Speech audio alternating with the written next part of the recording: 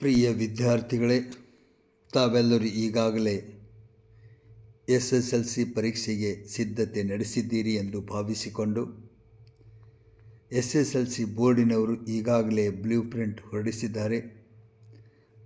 ಯಾವ ಒಂದು ಪಾಠದಲ್ಲಿ ಯಾವ ಪ್ರಶ್ನೆಗಳು ಬರುತ್ತವೆ, ಎಷ್ಟು ಅಂಕಗಳಿರುತ್ತವೆ ಎನ್ನುವುದನ್ನು ನಿಶ್ಚಿತಗೊಳಿಸಿ ಬ್ಲೂ ಪ್ರಿಂಟ್ ಹೊರಡಿಸಿದ್ದಾರೆ. ಆ ಒಂದು ಆಧಾರದ ಮೇಲೆ ತಮಗೆ 2025-26ನೇ ಸಾಲಿನ 10ನೆಯ ಮಕ್ಕಳಿಗೆ 1 ಅಂಕದ ಪ್ರಶ್ನೆಗಳು ಯಾವ ಬರುತ್ತವೆ ಎನ್ನುವುದರ ಬಗ್ಗೆ ಈ ವಿಡಿಯೋ ಮಾಡಲಾಗಿದೆ. 4 ಗದ್ಯ ಪಾಠಗಳು, 2 ಪದ್ಯ ಪಾಠಗಳು ಹಾಗೂ 1 ಪೂರಕ ಪಾಠ. ಈ ಒಂದು ಪಾಠಗಳಿಂದ 1 ಅಂಕದ ಪ್ರಶ್ನೆಗಳು ಬರಲಿವೆ ಎಂದು ಅವರು ಬ್ಲೂ ಪ್ರಿಂಟ್ನಲ್ಲಿ ತೋರಿಸಿರುತ್ತಾರೆ. ಆ ಆಧಾರದ ಮೇಲೆ ಈ ವಿಡಿಯೋ ಇದೆ ನೋಡಿ. ಮೊದಲಿಗೆ ನಮ್ಮ ಭಾಷೆ, ಇದರಲ್ಲಿ ಬರ್ತಕ್ಕಂಥ 1 ಅಂಕದ ಪ್ರಶ್ನೆಗಳು.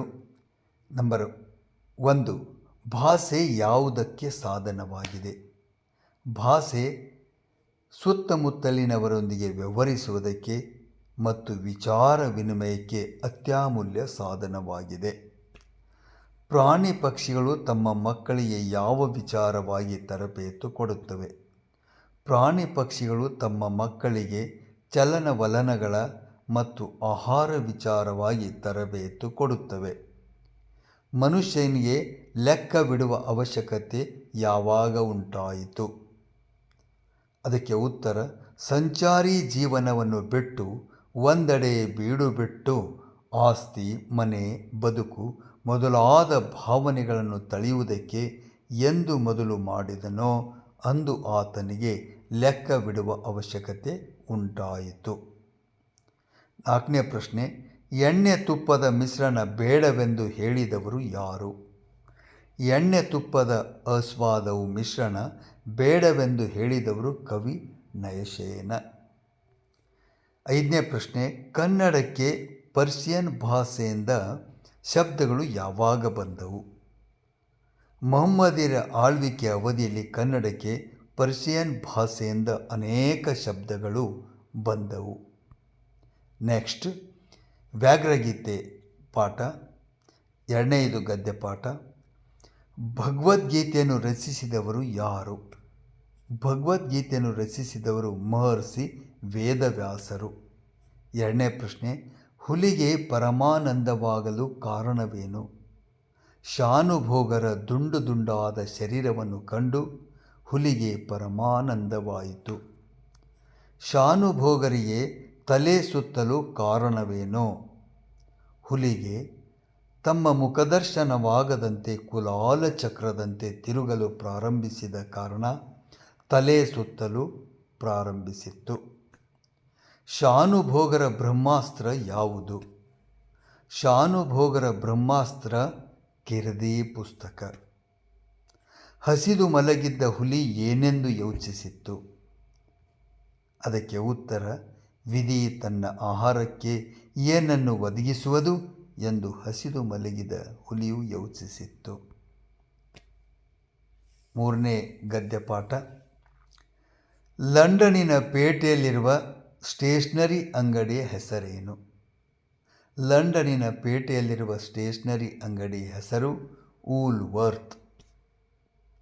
2ನೇ ಪ್ರಶ್ನೆ, ನೆಲ್ಸನ್ ರವರ ಮೂರ್ತಿ ಇರುವ ಸ್ಥಳದ ಹೆಸರೇನು?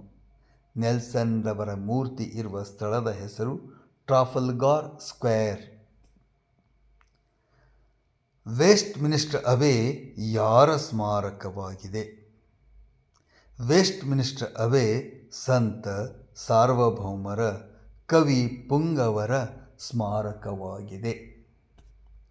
4ನೇ ಪ್ರಶ್ನೆ, ಆಂಗ್ಲ ಸಾಮ್ರಾಜ್ಯದ ವೈಭವ ಕಂಡುಬರುವ ಓಣಿ ಯಾವುದು? ಚೇರಿಂಗ್ ಕ್ರಾಸ್ ಎನ್ನುವುದು ಆಂಗ್ಲ ಸಾಮ್ರಾಜ್ಯದ ವೈಭವ ಕಂಡುಬರುವ ಓಣಿ. ಈಗ ಗದ್ಯ ಭಾಗದಲ್ಲಿ 4ನೇ ಪಾಠ, ಅಗ್ನಿಭೂತಿ ಮತ್ತು ವಾಯುಭೂತಿಯರ ಕಥೆ ಅಂತಕ್ಕಂಥ ಪಾಠ ಇದೆ. ಇದರಲ್ಲಿ 1 ಅಂಕದ ಪ್ರಶ್ನೆಗಳು. ಕೌಸುಂಬಿಯ ಅರಸ ಯಾರು? ಕೌಸುಂಬಿಯ ಅರಸ ಅತಿಬಳ. ಎರಡನೇ ಪ್ರಶ್ನೆ, ಸೋಮಶರ್ಮ ಕಾಶ್ಯಪಿಯರ ಮಕ್ಕಳ ಹೆಸರೇನು? ಸೋಮಶರ್ಮ ಕಾಶ್ಯಪಿಯರ ಮಕ್ಕಳ ಹೆಸರು ಅಗ್ನಿಭೂತಿ ಮತ್ತು ವಾಯುಭೂತಿ. ಕಾಶ್ಯಪಿ ವಿದ್ಯಾಭ್ಯಾಸಕ್ಕಾಗಿ ತನ್ನ ಮಕ್ಕಳನ್ನು ಯಾರ ಬಳಿಗೆ ಕಳುಹಿಸಿದಳು? ಕಾಶ್ಯಪಿ ವಿದ್ಯಾಭ್ಯಾಸಕ್ಕಾಗಿ ತನ್ನ ಮಕ್ಕಳನ್ನು ತನ್ನ ಅಣ್ಣನಾದ ಸೂರ್ಯಮಿತ್ರನ ಬಳಿಗೆ ಕಳುಹಿಸಿದಳು. ನಾಲ್ಕನೇ ಪ್ರಶ್ನೆ, ಸೂರ್ಯಮಿತ್ರನು ತನಗೆ ಕಾಶ್ಯಪಿ ಎಂಬ ತಂಗಿ ಅಲ್ಲ ಎಂದು ಹೇಳಲು ಕಾರಣವೇನು?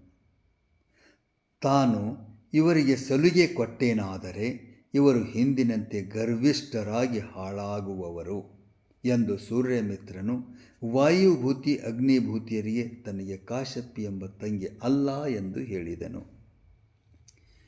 ಪಂಡಿತರಾದ ಅಗ್ನಿಭೂತಿ ಮತ್ತು ವಾಯುಭೂತಿಯರಿಗೆ ದೊರೆತ ಪದವಿ ಯಾವುದು? ಪಂಡಿತರಾದ ಅಗ್ನಿಭೂತಿ ವಾಯುಭೂತಿಯರಿಗೆ ಮಂತ್ರಿ ಪದವಿ ದೊರೆಯಿತು. ಈಗ ಪದ್ಯ ಭಾಗದಲ್ಲಿಯ 2 ಪದ್ಯಗಳನ್ನು 1 ಅಂಕದ ಪ್ರಶ್ನೆಗಳು ಅದರಲ್ಲಿ ಬೀಳುತ್ತವೆ ಎಂದು ಬ್ಲೂ ಪ್ರಿಂಟ್ನಲ್ಲಿ ಹೇಳಿರುತ್ತಾರೆ. ಅದರಲ್ಲಿ ಹಲಗಲಿ ಬೇಡರು. 1ನೇ ಪ್ರಶ್ನೆ ನೋಡಿ, ಕೊಂಕಣಿ ಸರ್ಕಾರ ಹೊರಡಿಸಿದ ಆದೇಶ ಯಾವುದು? ಬ್ರಿಟಿಷ್ ಭಾರತ ಸರ್ಕಾರದ ಅನುಮತಿ ಇಲ್ಲದೆ ಭಾರತೀಯರು ಯಾವುದೇ ಬಗೆಯ ಶಸ್ತ್ರಾಸ್ತ್ರಗಳನ್ನು ಹೊಂದುವ ಹಾಗಿಲ್ಲ ಮತ್ತು ತಮ್ಮಲ್ಲಿರುವ ಆಯುಧಗಳನ್ನು ಸರ್ಕಾರಕ್ಕೆ ಒಪ್ಪಿಸಬೇಕು ಎಂದು ಕೊಂಕಣಿ ಸರ್ಕಾರ ಆದೇಶ ಹೊರಡಿಸಿತು. 2ನೇ ಪ್ರಶ್ನೆ, ಹಲಗಲಿ 4 ಪ್ರಮುಖರು ಯಾರು? ಪೂಜೇರಿ ಹನುಮ, ಬಾಲ, ಜಡಗ, ರಾಮರು ಹಲಗಲಿಯ 4 ಪ್ರಮುಖರು. ಹಲಗಲಿ ಗುರುತು ಉಳಿಯದಂತಾದದ್ದು ಏಕೆ? ಕೊಂಕಣಿ ಸರ್ಕಾರದ ದಂಡು ಹಲಗಲಿ ಊರಿಗೆ ಬೆಂಕಿ ಹಚ್ಚಿದ್ದರಿಂದ ಅದು ಸುಟ್ಟು ಬೂದಿಯಾಗಿ ಅದರ ಗುರುತು ಉಳಿಯದಂತಾಯಿತು. ಯಾವ ಘಟನೆ ಹಲಗಲಿ ಲಾವಣಿಗೆ ಕಾರಣವಾಗಿದೆ? ಹಲಗಲಿ ಬೇಡರ ಮೇಲೆ ಕೊಂಕಣಿ ಸರ್ಕಾರ ನಡೆಸಿದ ದೌರ್ಜನ್ಯ ಹಲಗಲಿ ಲಾವಣಿಗೆ ಕಾರಣವಾಗಿದೆ. ಹಲಗಲಿ ಗ್ರಾಮ ಎಲ್ಲಿದೆ? ಹಲಗಲಿ ಗ್ರಾಮವು ಇಂದಿನ ಬಾಗಲಕೋಟ್ ಜಿಲ್ಲೆಯಲ್ಲಿದೆ. ಕೆಮ್ಮನೆ ಮೀಸೆ ಒತ್ತನೆ, ಇದು ಪದ್ಯದಲ್ಲಿಯ 2ನೇ ಪದ್ಯ ಆಗಿರುತ್ತದೆ. ಆದರೆ ಅವರು ಕೊಟ್ಟಂಥ 7 ಪಾಠಗಳಲ್ಲಿ ಇದು 6ನೇದಾಗಿರುತ್ತದೆ. ದ್ರೋಣರು ಪರಶುರಾಮನಲ್ಲಿಗೆ ಏಕೆ ಬಂದರು? ದ್ರೋಣನು ತನಗೆ ಬಡತನ ಉಂಟಾಗಲು ದ್ರವ್ಯವನ್ನು ಬೇಡುವುದಕ್ಕಾಗಿ ಪರಶುರಾಮನಲ್ಲಿಗೆ ಬಂದನು. ಪರಶುರಾಮನು ದ್ರೋಣನಿಗೆ ಕೊಟ್ಟ ಪ್ರಧಾನ ಅಸ್ತ್ರಗಳು ಯಾವುವು? ಪರಶುರಾಮನು ವಾರುಣ, ವಾಯುವ್ಯ, ಐಂದ್ರಾದಿ ಅಸ್ತ್ರಗಳನ್ನು ದ್ರೋಣನಿಗೆ ಕೊಟ್ಟನು. ದ್ರೋಣನು ಯಾರೊಡನೆ ಪರಶುರಾಮನ ಬಳಿಗೆ ಬಂದನು? ದ್ರೋಣನು ಅಶ್ವತ್ಥಾಮನೊಡನೆ ಪರಶುರಾಮನ ಬಳಿಗೆ ಬಂದನು. ದೃಪದನು ಪಡಿಯರನಿಗೆ ಏನೆಂದು ಹೇಳಿ ಕಳುಹಿಸಿದನು? ಅದಕ್ಕೆ ಉತ್ತರ, ಹಾಗೆನ್ನುವವನು ಯಾರ ಸಂಬಂಧಿ? ಇದು ವಿಶೇಷ ಭ್ರಮೆಯಲ್ಲವೇ? ದ್ರೋಣನೆಂಬುವನು ಬ್ರಾಹ್ಮಣನೇ?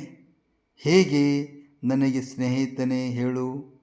ಅಂಥವನನ್ನು ನಾನು ತಿಳಿದಿಲ್ಲ, ಅವನನ್ನು ಹೊರಕ್ಕೆ ತಳ್ಳು ಎಂದು ದೃಪದನು ಪಡಿಯರನಿಗೆ ಹೇಳಿದನು.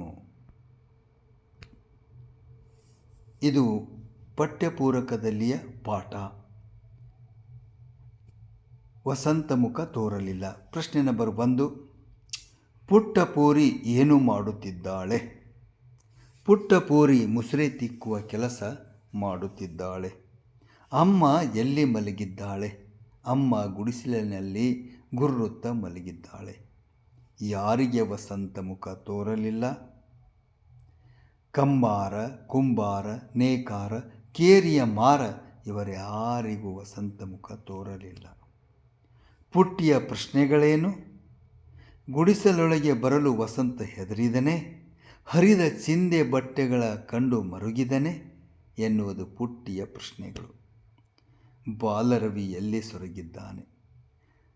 ತೂತು ಬಿದ್ದ ಸೀರೆಯಲ್ಲಿ ಬಾಲರವಿ ಸೊರಗಿದ್ದಾನೆ.